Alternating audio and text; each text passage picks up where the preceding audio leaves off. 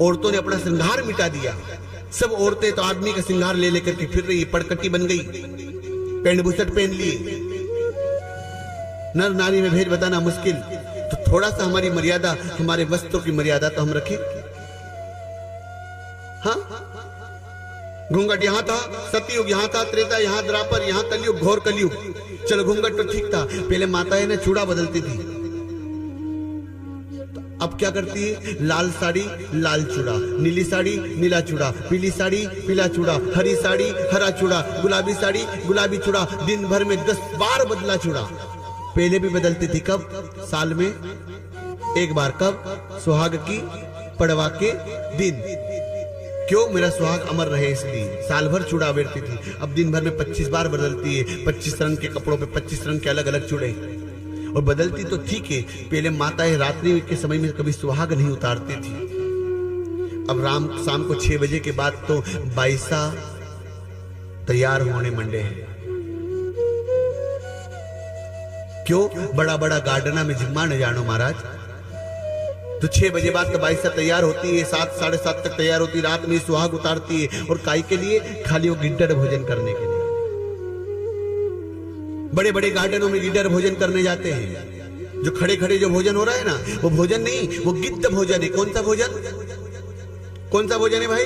गिद्ध भोजन। जहां पर चप्पल पहन करके खड़े खड़े सब भोजन कर रहे हैं। और रोटी के स्टॉल पर एक एक रोटी के लिए 4-4 करोड़पति सेठ लड़ाई लड़ते, ये मेरी है, मेरी है, मेरी रोटी है। अरे भाई, तुम्हारे यहाँ अन्न खत्म हो गया जो तुम रोटी की लड़ाई लड़ रहे हो? जो पारंपरिक रूप से बैठाकर बैठक में जो भोजन कराया जाता था वो अमृत था। अब चप्पल पहन करके खा रहे हैं और भरी के भरी थाली छोड़ रहे हैं। उन अन्नदाता किसानों से पूछो, वो रात दिन मेहनत कर करके, आप तो इस ठंड की रात्रियां है ना, तो सूटर टोपा ओढ़ करके घर में बैठे रहते हो। उन गांव के जरा किसानों से पूछो कि वो उन ठंड की रात्रियों में भी घर में नहीं रुकते। वो ठंड की रात्रियों में भी उस धरती माता के अंदर जा करके, उसमें समाकर करके, उसमें पानी लगाने का काम करते हैं। जब जाकर के फसलें तैयार होती है और तुम्हारे घर तक अन्न आता है, तुम्हारे घर तक अन्न आता है। किसान अन्नदाता भगवान है। वो भगवान अन्न पैदा कर रहा है, जब जाकर तुम्हारे घर में, तुम्हारे जीवन में, तुम्हारे समाज में समृद्धि आ रही है। एक बार बताऊं, किसान की फसल बिगड़ जाए ना, तो जो बाजार के सेठ रहते हैं ना, उनकी सेठानियों की दिवाली बिगड़ जाया करती है।